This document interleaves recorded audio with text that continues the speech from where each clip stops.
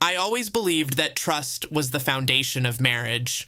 My wife and I had been together for years, building a life that I thought was solid. I had never suspected her of dishonesty until subtle signs started appearing, small inconsistencies that I had once brushed off. Late nights, unexplained absences, a growing distance in her tone and demeanor. I told myself I was imagining things, that perhaps work or stress was consuming her. But deep down, I had an inkling that something was off. The first concrete evidence came in a way I hadn't expected. One evening, I noticed she was acting particularly secretive about an upcoming trip. She insisted it was for work, but something about her demeanor felt rehearsed, artificial. She had booked a hotel, she said, for a client dinner. I accepted her explanation outwardly, though my instincts bristled with doubt. Days later, I found out she had switched hotels at the last minute. The reason she gave sounded reasonable, but the unease gnawed at me. She was suddenly going to a different place entirely, one that conveniently minimized the chance of being seen by anyone we knew. I felt a chill as the pieces started falling into place. I own a small chain of security services, which includes hotel security systems. Most people don't realize the extent of access I have, and I had never imagined needing to use it in this way. But as suspicion became certainty, I realized I had the tools to see the truth for myself. Without hesitation, I accessed the cameras at the hotel she had originally booked.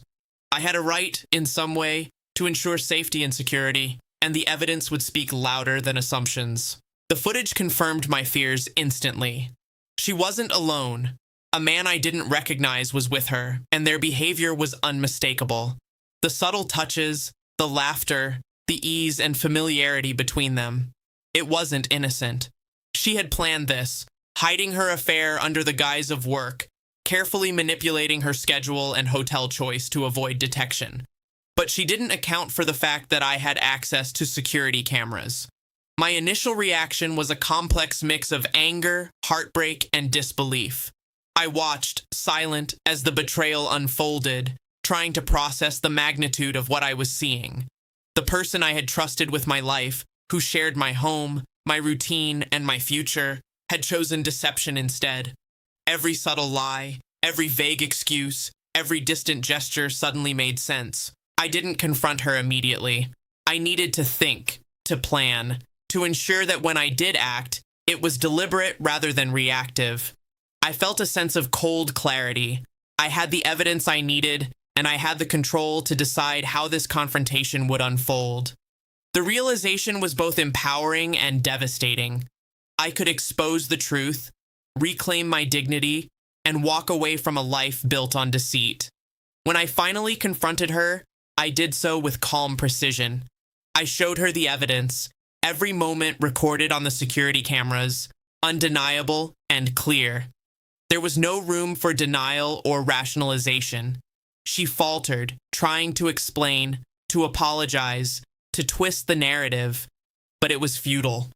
The betrayal had been documented in real time, leaving no ambiguity. In the days that followed, I made difficult but necessary decisions. I separated from her, secured my home, and began the process of reclaiming a life that had been tainted by dishonesty. It wasn't easy. The heartbreak lingered and the trust shattered beyond repair, but there was also a sense of liberation. I realized that betrayal, as painful as it is, can also provide clarity.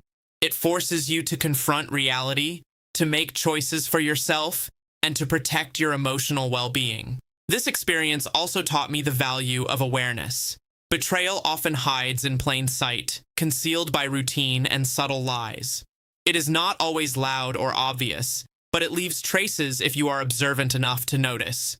Her affair had been carefully planned, yet it was my vigilance, my awareness, and the tools at my disposal that revealed the truth before the illusion could go on any longer. Months later, I look back on that period with mixed emotions.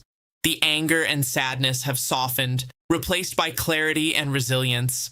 I learned that walking away from betrayal is not weakness. It is strength. It is an act of self-respect, a decision to prioritize your dignity and emotional health over the pretense of a life that has been tainted by deceit. Owning the security cameras didn't make me invincible, but it gave me undeniable truth. Sometimes knowing the truth is more powerful than any confrontation. I had walked away, and in doing so, reclaimed control over a life that had been slipping from my grasp. The betrayal left scars, yes, but it also left lessons: vigilance, self-respect, and the understanding that love without trust is hollow. She had made her choices, and I had made mine, to confront, to witness, and ultimately to walk away with my dignity intact. The night she switched hotels, unaware that I could see everything, will forever stand as a turning point. The moment I realized the depth of her deception, and the moment I chose myself over her lies.